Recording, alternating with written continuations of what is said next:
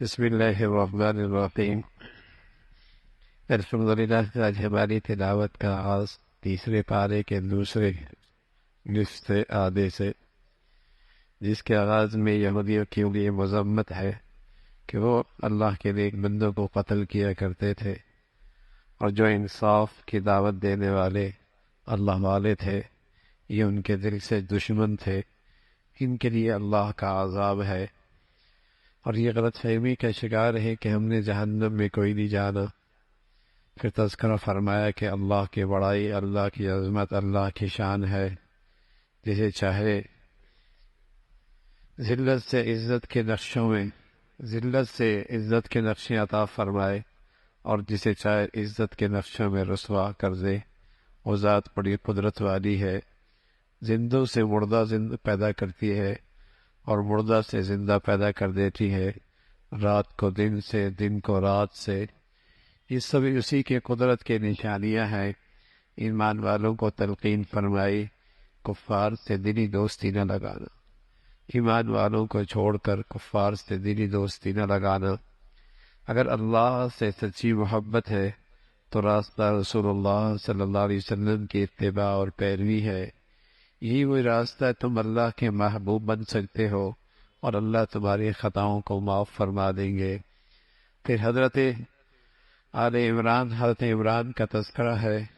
ان کے اہلیہ بھی بڑی نیک خاتون تھی، انہوں نے بہت عرصہ ہوا ان کی اولاد نہیں ہو رہی تھی، پھر اللہ کے سامنے انہوں نے نظر مانی، اے اللہ اولاد دے دے، بیٹا دے دے، میں تیرے بھائی کی خدمت کے لیے اسے وقف کر دوں۔ یہ بڑے اعزاز کی بات ہوتی تھی، کسی گھر، کسی خاندان، کسی کنبہ، کسی خاندان کا کوئی فرد اللہ کے گھر کی خدمت کرتا ہو، یہ بڑے اعزاز کی بات ہوتی۔ اللہ کے نبی سے پہلے بھی مشرکین مکہ کے ہاں بھی، حالانکہ ان کے ہاں ایمان نہیں تھا لیکن اللہ کو تو مانتے تھے، ان کا یہ بڑے اعزاز کی بات ہوتی تھی بیت اللہ کی خدمت کرنا، بڑے اعزاز کی بات ہوتی تھی۔ اور بس اوقات اس اعزاز کو لینے کے لیے ان کے تلواریں نیاموں سے نکل آیا کرتے تھے۔ ایک مرتبہ تو ایسا ہوا کہ حجر اسود کو جب لٹایا گیا اور پھر رکھنے کی نوبت آئی تو ہر قبیلہ چاہتا تھا کہ یہ اعزاز ہمارے قبیلوں کو ملے۔ اللہ کے نبی صلی اللہ علیہ وسلم کو اب تک نبوت نہیں ملی تھی، سب نے یہ طے کیا کہ یہ آدمی ہمارے میں بڑا سچا ہے اور بڑا منصف مزاج ہے، تو اگر یہ فیصلہ کر لے تو ہمیں قبول ہو جائے۔ بیت اللہ کے اطراف میں آنے والوں کی بڑی خدمت ہوا کرتی تھی، کوئی سبیلیں لگایا کرتا تھا دودھ کی، کوئی ستو کی، کوئی میٹھے پانی کی، تو اللہ کے گھر کی خدمت بڑے اعزاز کی بات ہوتی۔ یہ تو اب دور بدل گیا نا، اب لوگوں کے ہاں اسٹیٹس یہ کہ بڑے کلب کا ممبر کون ہے۔ پہلے مسلمانوں میں اعزاز یہ ہوتا تھا کہ اللہ کے گھر کی خدمت میں کون آگے، اور اللہ کے گھر میں کون آگے۔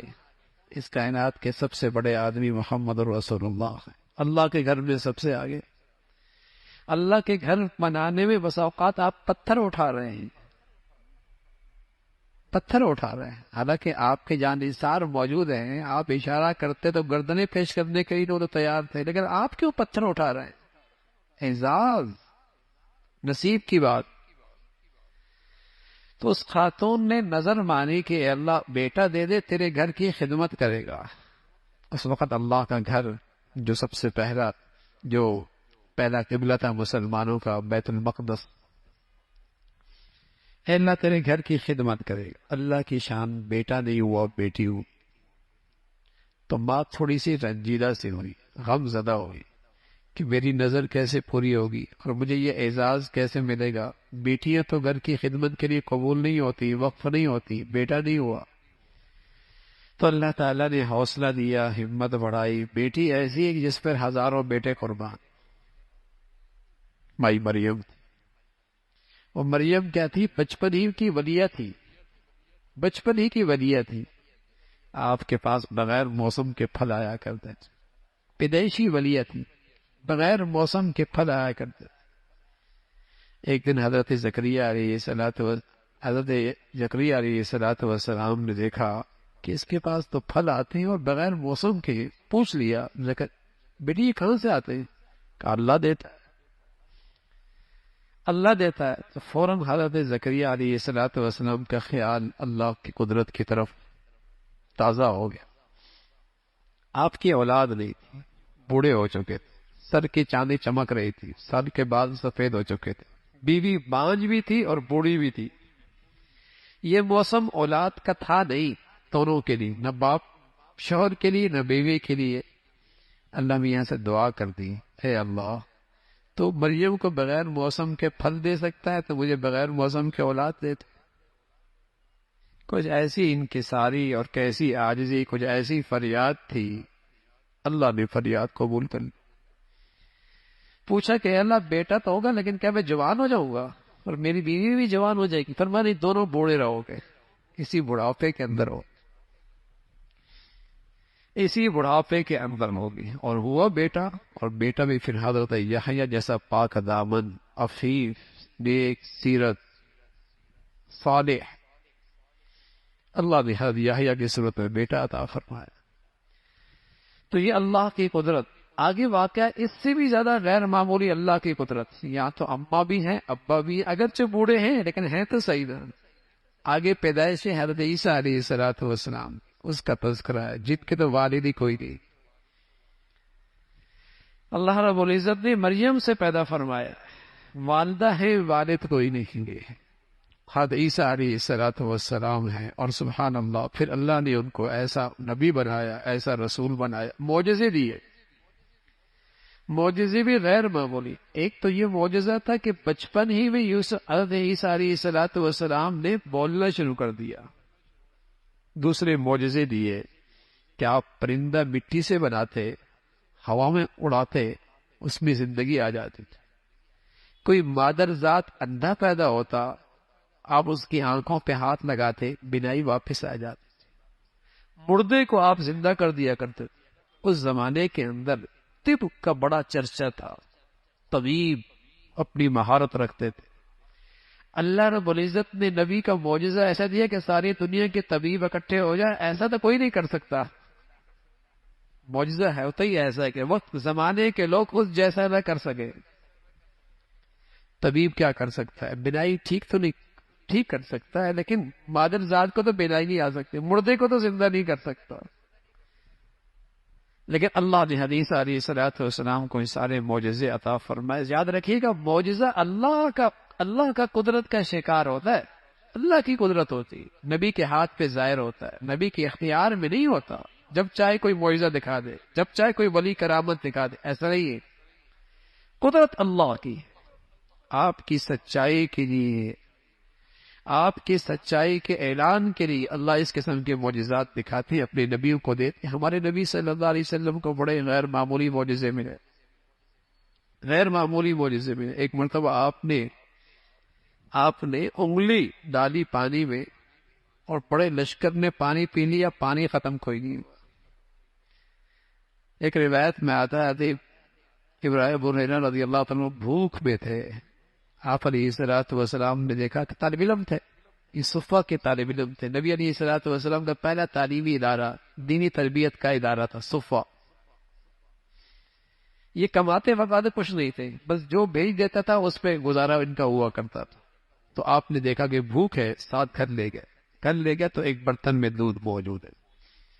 حضرت ابو ہریرہ خود فرمانے لگے، میں خوش ہو گیا، پیٹ بھر جائے گا۔ اتنے میں اللہ کے نبی صلی اللہ علیہ وسلم فرمایا، جتنے صفہ میں طلباء ہیں نا سب کو بلا لو، سب کو بلا لو۔ فرمایا میرے خیال میں آیا کہ تھا ہی تھوڑا سا، جب سب کو بلاؤں گا تو ظاہر ہے مجھے سب سے آخر میں ملے گا، میرے کیا بچے گا۔ لیکن اللہ کے نبی صلی اللہ علیہ وسلم کا حکم تھا، میں سب کو بلا کے لے آیا، مجھ سے کہا پلاؤ ان کو۔ اب میں ڈول لے کے پلا رہا ہوں، ایک کو پلایا، دوسرے کو پلایا، تیسرے کو پلایا، 10 کو پلایا، ڈول کا دودھ ختم نہیں ہو رہا۔ جب میری باری آئی، کہا پیو، میں نے پیا، کہا اور پیو، اور پیا، پھر نے کہا اور پیو، میں نے اور پیا۔ جب پھر فرمایا کہ اور پیو، میں نے کہا یا رسول اللہ اب گنجائش نہیں۔ پھر حضور علیہ السلام نے اسے پیا اور پھر ختم ہوا۔ معجزہ۔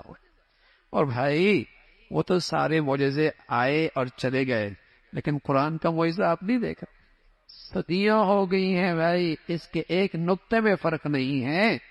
اور اس معجزے کو نہیں دیکھتے. معصوم سا بچہ جس کی عمر 7 سال 8 سال وہ بھی اپنے سینے میں محفوظ کر لیتا ہے. مجالے آگے والا غلط پڑے پیچھے سے لقمہ دے گا, پیچھے سے غلطی بتائے گا.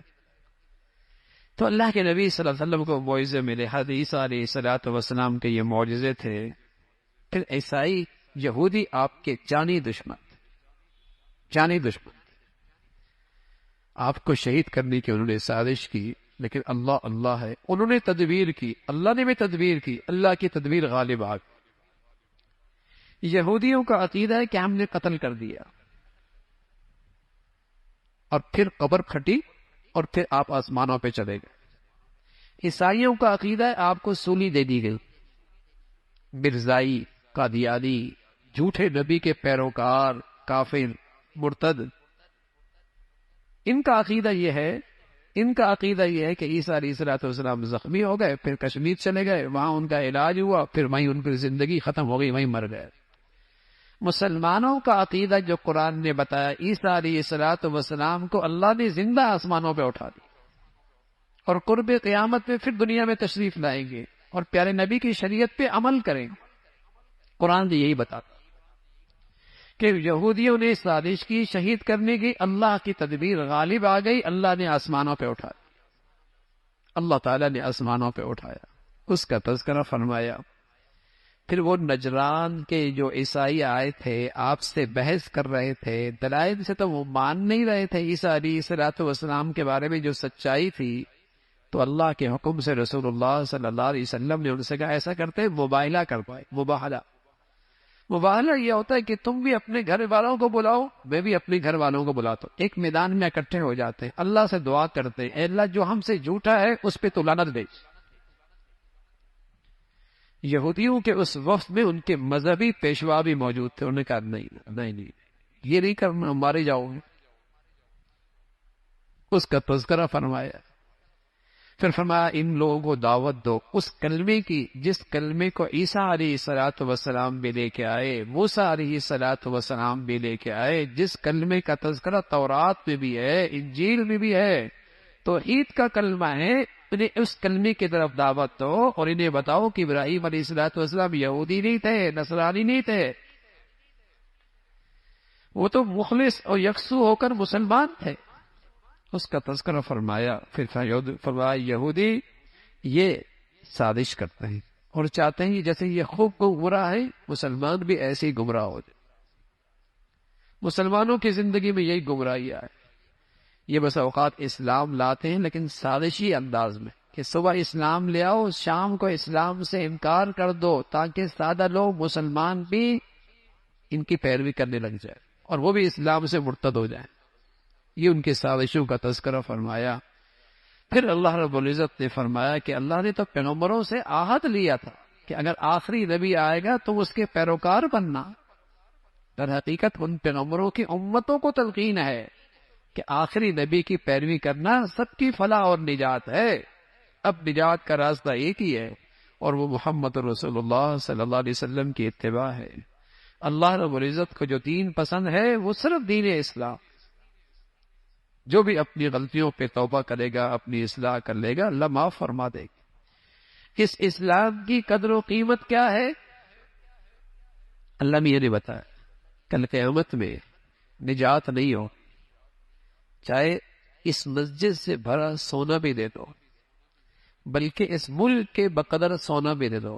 قرآن کہتا ہے ساری دنیا بھی سونے سے بھر دی جائے نا, تب بھی ہلاکت اور ناکامی سے کوئی چیز بچا نہیں سکتی. تو میرے عزیزوں کل پتہ چلے گا اسلام کتنی قیمتی دولت.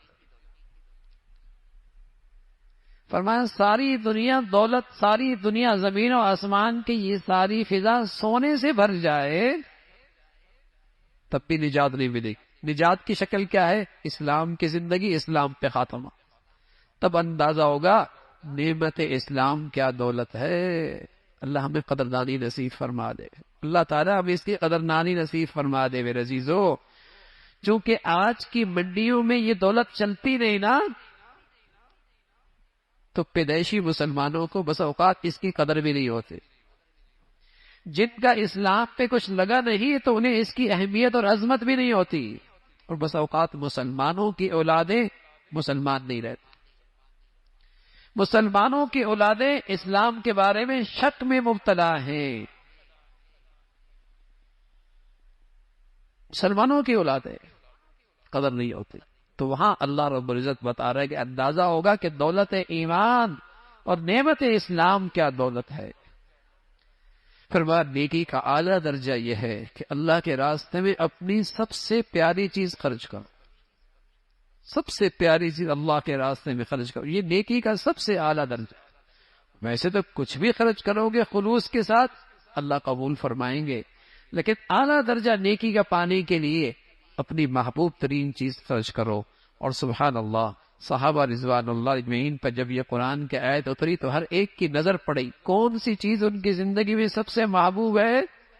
ایک صحابی آئے ابو طلحہ، جن کا باغ تھا مدینہ منورہ کے مسجد نبوی کے بالکل سامنے، اور بڑا گھنا باغ تھا کھجوروں کا، کوئی پرندہ اندر چلا جائے تو اس کے لیے واپس نکلنا مشکل تھا، اتنا گھنا میٹھا پانی۔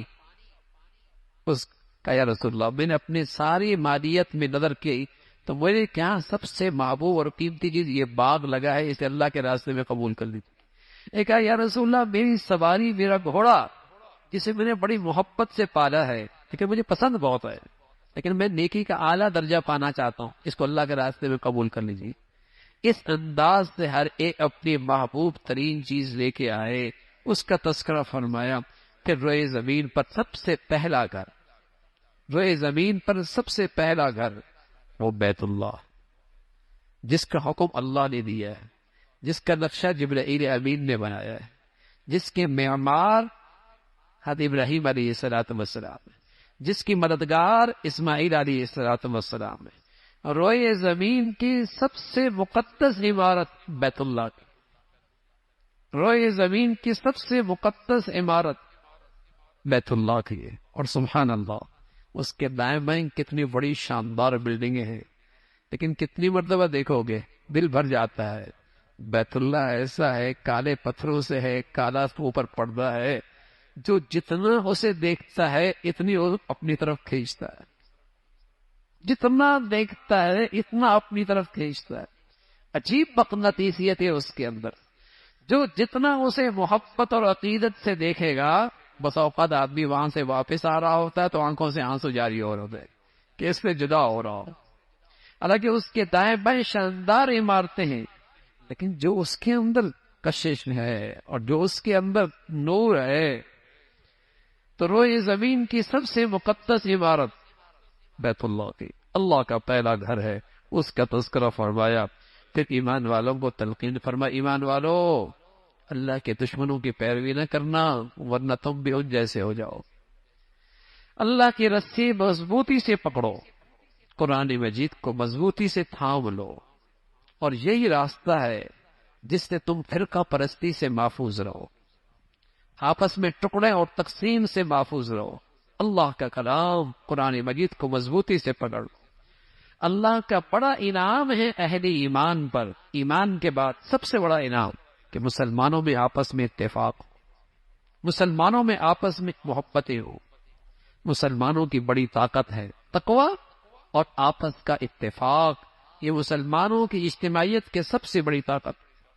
لیکن آج اسی طاقت کے خلاف ساری سازشیں، کہیں رنگ ہے، کہیں نسل ہے، کہیں برادری ہے، کہیں زبان ہے، کہیں وطنیت ہے، کہیں صوبائیت ہے، کوئی ذات ہے، پتہ نہیں کیا کیا بلائیں ہیں، اور نتیجہ کیا ہے کہ مسلمان ایک دوسرے سے نفرت کرنے والا، مسلمان ٹکڑیوں میں تقسیم ہے، آج تقسیم در تقسیم ہے۔ پھر فرمایا مسلمانوں میں ایک ایسی جماعت ہونی چاہیے جو خیر کی دعوت دینے والی ہو، بھلائی کی طرف بلانے والی ہو، جس کی زندگی کا مقصد ہی یہی ہو۔ یہی فلاح کا راستہ ہے، قیامت کا دن آنے والا ہے جہاں نیکیوں والوں کے چہرے چمکتے ہوں گے اور برائیوں کرنے والوں کے چہرے سیاہ ہوں گے۔ اللہ نے اس امت کو بڑی عظیم و شان امت بنایا ہے، اس لیے کہ اس امت کی خصوصیت تھی، جیسے پیغمبر انسانیت کے نفع کے لیے دنیا میں آتے ہیں، یہ امت بھی انسانیت کے نفع کے لیے پیدا ہو، اور سب سے بڑا نفع آخرت کی فلاح کا راستہ دکھانا، آخرت کی کامیابی کا راستہ دکھانا، سب سے بڑا نفع کا راستہ یہ۔ پھر فرمایا سارے اہل کتاب ایک جیسے نہیں ہیں، کوئی انصاف پسند بھی ہے، جو قرآن پر ایمان لے آتے ہیں، رسول پر ایمان لے کے آتے ہیں، ان کی تعریف فرمائی، برائیوں سے روکتے ہیں، اچھائیوں کی طرف بلاتے ہیں، ایمان والوں کی تلقین پر ایمان والوں کبھی کفار کو اپنا مشیر مت بناؤ اور ان کو رازدار مت بناؤ، اس لیے کہ وہ کبھی تمہارے لیے دل سے خیر خواہ نہیں ہو سکتے۔ اگر کافر اپنی کفر پر پکا ہے وہ کبھی مسلمانوں کا خیر خواہ نہیں ہو سکتا۔ تمہیں کوئی اچھائی پہنچ جائے تو انہیں بڑا برا لگتا ہے، اور تمہیں کوئی مصیبت آ جائے تو انہیں بڑی خوشی ہوتی ہے۔ کبھی کبھی اندر کا بغض اور کینہ ان کی زبانوں پہ آ جاتا ہے، لیکن جو ان کے دلوں میں ہے وہ زبانوں میں آنے والے سے زیادہ ہے، اس کا تذکرہ فرمایا۔ پھر غزوہ بدر کا تذکرہ مختصر سا، جہاں اللہ کے نبی صلی اللہ علیہ وسلم اپنے سپاہیوں کو اور اپنی ساتھیوں کو مختلف جگہوں پہ کھڑا کر رہے، اور پھر اللہ کی مدد اور نصرت اس مختصر سی جماعت پر آئی کہ غزوہ بدر کی جو فتح ہوئی، اور یہ اسلام کا پہلا جو غزوہ تھا، اس فتح کی بنیاد افراد کی کثرت نہیں اور اسلحہ اور جسے کہیں کہ اسباب و وسائل کی کثرت نہیں، اس کی وجہ صرف اللہ اور اللہ کے رسول سے سچی وفاداری اور دین پر استقامت اور اللہ کی مدد اور نصرت، اس کی بدولت اللہ نے بدر کی شکل میں مسلمانوں کو پہلی فتح نصیب، ورنہ دشمن تعداد میں زیادہ تھے۔ یہاں اللہ کے فرشتے آسمان سے زمین پہ اترے، جس سے مسلمانوں کا حوصلہ اور بڑھ گیا، اور پھر اللہ نے اہل ایمان کو تلقین فرمائی، سود نہ کھاؤ، اللہ سے ڈرو، اللہ سے ڈرو۔ اور متقی لوگوں کا تذکرہ فرمایا کہ متقی لوگ کون ہوتے ہیں؟ جو ہر حال میں خرچ کرتے ہیں، غصے کو پی لیا کرتے ہیں، معاف کر دیا کرتے ہیں، احسان کیا کرتے ہیں، اور اگر ان سے کوئی گناہ ہو جائے گناہ پر اصرار نہیں کرتے، بلکہ ندامت اور شرمندگی کے ساتھ اللہ کی بارگاہ میں توبہ کرتے، ندامت اور شرمندگی کے ساتھ اللہ کے حضور توبہ کرتے ہیں۔ یہ متقی لوگ ہیں جو گناہوں پہ اصرار نہیں کرتے، ان کے لیے جنت ہے اور جنت کے انعامات ہیں۔ پھر غزوہ احد کا تذکرہ ہے تقریباً 55 آیات میں۔